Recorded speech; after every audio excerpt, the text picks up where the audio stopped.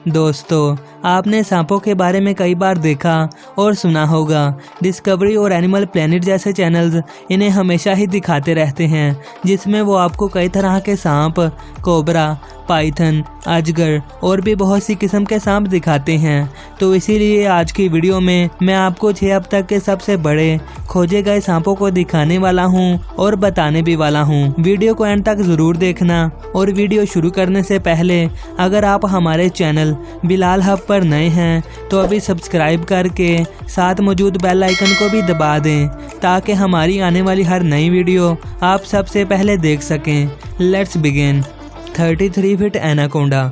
Anaconda नाम सुनकर ही आपको जेनिफर लुपिज और जॉन वेट की एनाकोंडा मूवी याद आ गई होगी, पर ये कोई मूवी का एनाकोंडा नहीं है, बल्कि ओरिजिनल एनाकोंडा है, जो सही में बहुत ही खतरनाक था। ये बात है ब्राज़ील की, जहां एक कंस्ट्रक्शन साइट पर यह बहुत बड़ा एनाकोंडा देखने को मिला। दरअसल एल्मीरा की सुरंगों को जब एक्सप्लोजन से तोड़ा गया तब ये एनाकोंडा वहां दिखा। इस एनाकोंडा की लंबाई 33 फीट, जिसका मतलब है 10 मीटर थी। ये एनाकोंडा 400 किलो का था और इसे उठाने के लिए क्रेन का यूज हुआ था, पर बदकिस्मती से कंस्ट्रक्शन साइट पर काम कर रहे लोगों ने अपने डर और खुद की हिफाजत को देखते हुए इसे मार दिया।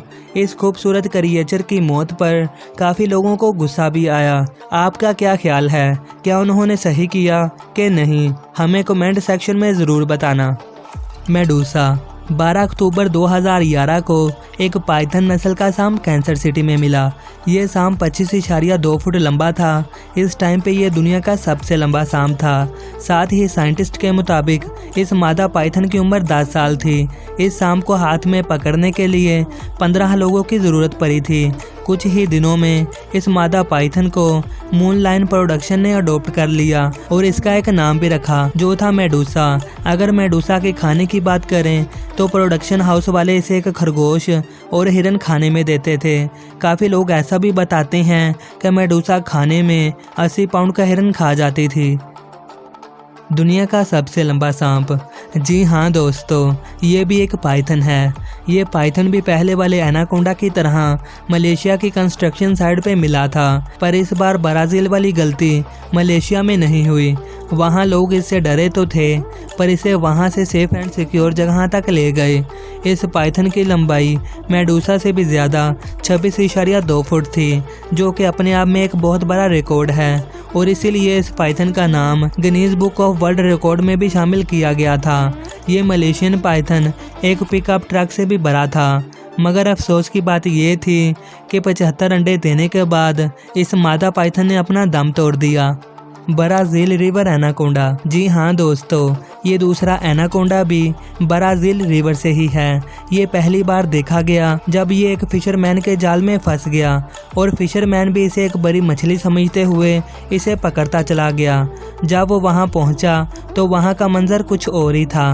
वो एनाकोंडा जाल से छूट गया, पर फिशरमैन ने इसका पीछा नहीं छोड़ा और वो एक छोटी बोट से इसके पीछे गया और 2 बार इसकी पूंछ भी पकड़ी।